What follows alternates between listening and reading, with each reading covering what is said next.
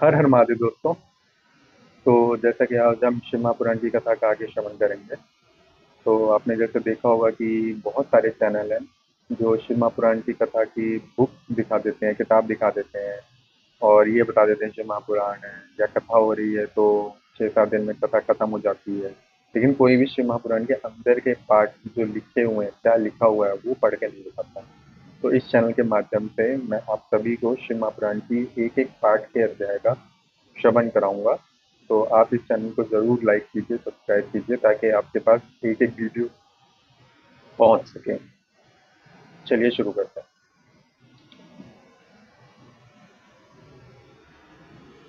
तो आज की कथा यहाँ से स्टार्ट होगी। अगर आपने पीछे की वीडियो नहीं देखी है तो आप चैनल पे जाके भाग 1, 2, 3 देख सकते हैं। चंचुला की प्रार्थना से ब्राह्मण का उसे पूरा शिव पुराण सुनाना और समयानुसार शरीर छोड़कर शिवलोक में चंचुला का पार्वती जी का सखी होना। ब्राह्मण बोले, सौभाग्य की बात है, भगवान शंकर की कृपा से शिव पुराण की इस विराग युक्त तथा शेष कथा को सुनकर तुम्हारे समय पर चेत हो गया। हे ब्राह्मण पत्नी, तुम डरो मत, भगवान शिव की शरण में जाओ। शिव की कृपा से सारा पाप तत्काल नष्ट हो जाता है। मैं तुमसे भगवान शिव की कीर्ति कथा से युक्त उस परम वस्तु का वर्णन करूंगा जिससे तुम्हें सदा सुख देने वाली उत्तम गति प्राप्त होगी। शिव की उत्तम कथा सुनने से तुम्हारी बुद्धि इस तरह पश्चाताप से युक्त एवं शुद्ध हो गई है, साथ ही तुम्हारे मन में विषयों के प्रति वैराग्य हो गया है। पश्चाताप ही करने वाले पापियों के लिए सबसे बड़ा प्रायश्चित है। सत्पुरुषों ने सबके लिए पश्चाताप को ही समस्त पापों का शोध बताया है। पश्चाताप से ही पापों की शुद्धि हो जाती है। जो पश्चाताप करता है वही वास्तव में पापों का प्रायश्चित करता है, क्योंकि सत्पुरुषों ने समस्त पापों की शुद्धि के लिए जैसे प्रायश्चित का उद्देश्य यह वह पश्चाताप से संपन्न हो जाता है। जो पुरुष विधि पूर्वक प्रायश्चित करके निर्भय हो जाता है वह अपने कुकर्म के लिए पश्चाताप नहीं करता, उसे प्राय उत्तम गति नहीं प्राप्त होती, परंतु जिसे अपने कुकृत्य पर हार्दिक पश्चाताप होता है वह अवश्य उत्तम गति का भागी होता है, इसमें संशय नहीं है। इस शिवपुराण की कथा सुनने से जैसे चित्त शुद्धि होती है वैसे दूसरे उपायों से नहीं होती है। जैसे दर्पण साफ करने पर निर्मल हो जाता है उसी प्रकार इस पुराण की कथा से चित्त अत्यंत शुद्ध हो जाता है, इसमें संशय नहीं है। मनुष्यों के शुद्ध चित्त में जगदम्बा पार्वती सहित भगवान शिव विराजमान रहते हैं।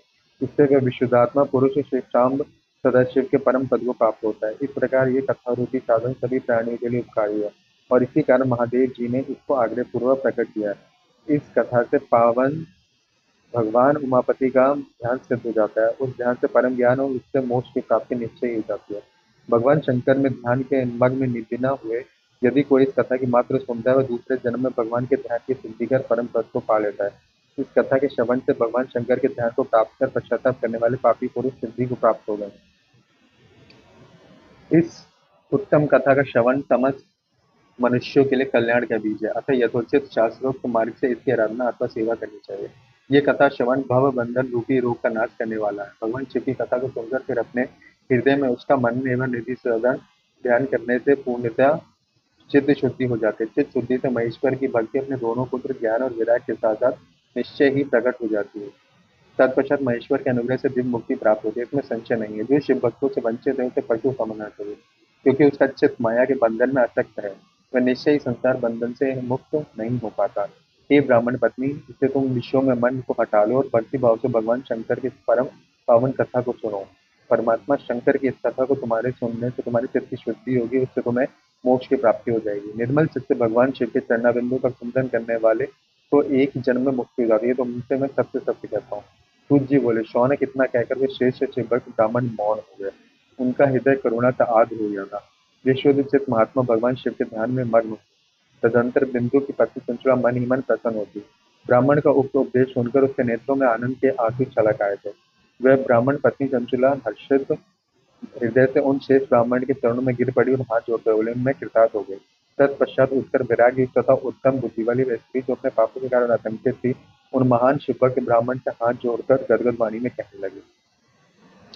चंचुला बोली, हे ब्रह्मांड, हे शिव भक्तों में श्रेष्ठ, हे स्वामी, आप धन्य है, परमार्थदर्शी और सदा परोपकार में लगे रहते हैं, इसलिए आप श्रेष्ठ साधु पुरुषों में प्रशंसा के योग्य हैं। हे साधु, मैं नरक के समुद्र में गिर रही हूँ, आप मेरा उद्धार कीजिए, उद्धार कीजिए। पौराणिक अर्थ तत्व से संपन्न जिस सुंदर शिव पुराण की कथा को सुनकर मेरे मन में संपूर्ण विषयों से वैराग उत्पन्न हो गया, उसे इस शिव पुराण को सुनने के लिए मेरे मन में बड़ी श्रद्धा हो रही। सूत जी बोले, ऐसा कहकर हाथ जोड़कर उनका अनुग्रह पाकर चंचला उस शिव पुराण की कथा को सुनने की इच्छा मन मेलिए उस ब्राह्मण देवता की सेवा में तत्पर वहां रहने लगे। तदंतर शिव भक्तों में श्रेष्ठ और शुद्ध बुद्धि वाले उन ब्राह्मण देवता ने उसी स्थान पर उन स्त्री को शिव पुराण की उत्तम कथा सुनाई। इस प्रकार उस गोकर्ण नामक महाक्षेत्र में उन शेष ब्राह्मण से उसने शिव पुराण की उत्तम परम उत्तम कथा सुनी, जो भक्ति ज्ञान और वैराग्य को बढ़ाने वाली तथा मुक्ति देने वाली है। उस उत्तम कथा को सुनकर वो ब्राह्मण पति अत्यंत कृतार्थ हो गए। उन सद्गुरु कृपा से उसका चित्त शीघ्र ही शुद्ध हो गया। भगवान शिव के अनुग्रह से उसके हृदय में शिव के सगुण का चिंतन होने लगा। इस प्रकार सद्गुरु का आश्रय लेकर उस भगवान शिव में लगी रहने वाली उत्तम बुद्धि पाकर शिव के सच्चिदानंदमय स्वरूप का बारंबार चिंतन आरंभ किया। वह प्रतिदिन तीर्थ के जल में स्नान करके जटा और बलकल धारण करने लगे, समूची देह में वस्त्र लगाकर रुद्राक्ष के आभूषण धारण करने लगे। वह भगवान शिव के नाम जपने लगी रहती थी। संयमित बाड़ी और अपार करते हुए गुरु के बताए मार्ग से शिव जी को प्रसन्न करने लगी। हे शौनक, इस प्रकार शंभु का उत्तम ध्यान करते हुए चंचला का बहुत सा समय बीत गया। तत्पश्चात समय के पूर्ण होने पर भक्ति ज्ञान और विराग से युक्त हुई चंचला अपने शरीर को बिना किसी कष्ट के त्याग दिया। इतने पर ही त्रिपुर शत्रु भगवान शिव का भेजा हुआ एक दिव्य विमान द्रुत गति से वहां पहुंचा, जो उनके अपने गणों से संयुक्त भांति भांति के शोभा साधनों से संपन्न था। चंचला उस विमान पर आरूढ़ हुई और भगवान शिव के शेष पार्षदों ने उसे तत्काल शिवपुरी में पहुंचा दिया। उसके सारे मल धुल गए थे। वह दिव्य रूप धारिणी दिव्यांगना हो गई थी। उसके दिव्य अव्यय उसकी शोभा बढ़ाते थे। मस्तक पर अर्धचंद्र का मुकुट धारण किए हुए गौरांगी देवी शोभावली दिव्य आभूषणों से भूषित थी। वहां पहुंचकर उसने त्रिनेत्रधारी महादेव जी को देखा। ब्रह्मा विष्णु आदि देवता उन सनातन शिव की सेवा कर रहे थे। गणेश भृंगी नंदेश वीरभद्रेश्वर आदि गण उत्तम भक्ति के साथ उनकी उपासना कर रहे थे। उनकी अंग कांति करोड़ों सूर्य के समान प्रकाशित हो रही थी। कंठ में नील चिन्ह शोभा पाता था। उनके 5 मुख थे और प्रत्येक मुख में 3-3 नेत्र थे। मस्तक पर अर्धचंद्राकार मुकुट शोभा देता था। उन्होंने अपने वामन में गौरी देवी को बिठा रखा था, जो विद्युत पुंज के समान प्रकाशित थे। गौरीपति महादेव जी की कांति कपूर के समान थी। उन्होंने सभी अलंकार धारण कर रखे थे। उनका सारा शरीर श्वेत भस्म से भासित था। शरीर पे श्वेत वस्त्र शोभा पा रहे थे, अत्यंत उज्ज्वल वर्ण के थे।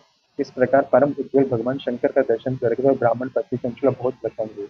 अत्यंत प्रीतियुक्त होकर उसने बड़ी उतावली के साथ भगवान को बारंबार प्रणाम किया, फिर हाथ जोड़कर बड़े प्रेम आनंद और संतोष से युक्त विनीत भाव से खड़ी हो गई।